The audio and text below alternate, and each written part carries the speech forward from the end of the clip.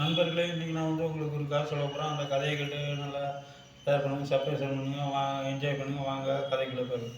இன்றைக்கி வந்து கிருஷ்ணதேவராயர் அரசவையில் வந்து ஒரு விவாதம் நடந்தது. என்ன விவாதம்னா, பணக்காரங்க தான் நேர்மையானவங்க, இல்லை ஏழைங்க தான் நேர்மையானவங்கன்னு விவாதம்.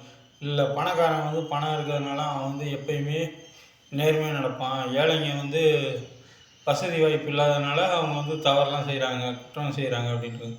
சரி, உடனே ராஜகுருவும் ஆமாம் அப்படின்னு உடனே இதில் தெனாலிராமன் வந்து வந்து இல்லை இல்லை ராஜா, எதையும் வந்து நம்ம டெஸ்ட்டு பண்ணாமல் எதுவும் ஏற்றுக்க முடியாது அப்படின்ட்டு.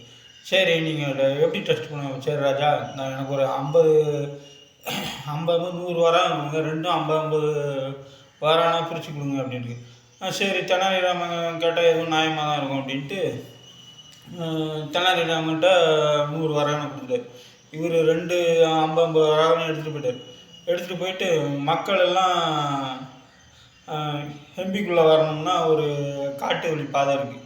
அந்த காட்டு வழி பாதையில் வந்து இவர் வந்து மறைஞ்சு நின்றுக்கிட்டு ஃபஸ்ட்டு ஒரு 50 வராகனை அங்கே போட்டு மறைஞ்சி ஒளிஞ்சிருந்து பார்த்தார். ஒளிஞ்சிருந்து பார்த்த உடனே அப்போ வந்து ஒரு பணக்காரர் வந்தார்.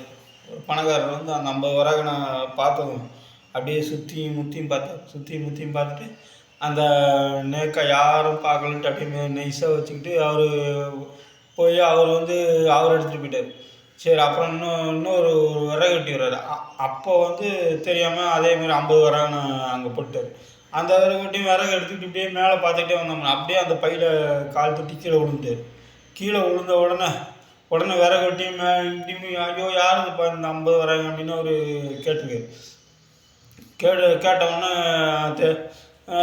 யாருமே இல்லைன்னு அவர் பாட்டுக்கு அந்த 50 வராங்கன்னு எடுத்துக்கிட்டு நேராக போய் கருவூலத்தில் ஒப்படைச்சிட்டார். இந்த மாதிரி இருந்தாங்க, ஏன்னா அங்கே வரும்போது அந்த காட்டு வழியிலேருந்து 50 வராங்கன்னு இருந்தது, இது யாருன்னு தெரியல, இதை வந்து நீங்கள் தான் ஒப்படைச்சிடணும் உரியவங்கன்னுட்டு அவர் போயிட்டார். உடனே அடுத்த நாள் அந்த 2 பேரையும் கூப்பிட்டாங்க அப்படின்ட்டு இருக்கார் ராஜா. சரி, 2 பேரையும் கூப்பிட்டு வந்துட்டாங்க. கூப்பிட்டு வந்ததும் அந்த பணக்காரர்கிட்ட நீ அந்த 50 வராகனை எடுத்து என்ன பண்ணேன் அப்படின்னு கேட்டார். இல்லை, அதை நான் எடுத்தேன், அப்போ வந்து யாருமே இல்லைன்னொன்னே அதை வந்து நான் வியாபாரத்தில் முதலீடு பண்ணிட்டேன் அப்படின்ட்டு. சரி, இன்னொரு ஏழையான நீ 50 வராகனை எடுத்து அதை என்ன பண்ணேன்? அதை நான் எடுத்துகிட்டு வந்து நேராக கருவூலத்தில் ஒப்படைச்சிட்டேன், அவங்க வந்து உரியவர்கள்ட்ட சேர்த்துருப்பாங்க அப்படின்னு. உடனே ராஜா அந்த விறகு வெட்டிக்கு அவரோட நேர்மையை பாராட்டி 50 வராகனை நீ வச்சுக்கணும் பரிசு வழங்கிட்டார். அப்புறம் தான் ஒருத்தரோட நேர்மை வந்து வசதி வாய்ப்பில் வர்றதில்ல, அவங்க நடத்தையில் தான் வருது அப்படின்ட்டு விவாதம். நன்றி.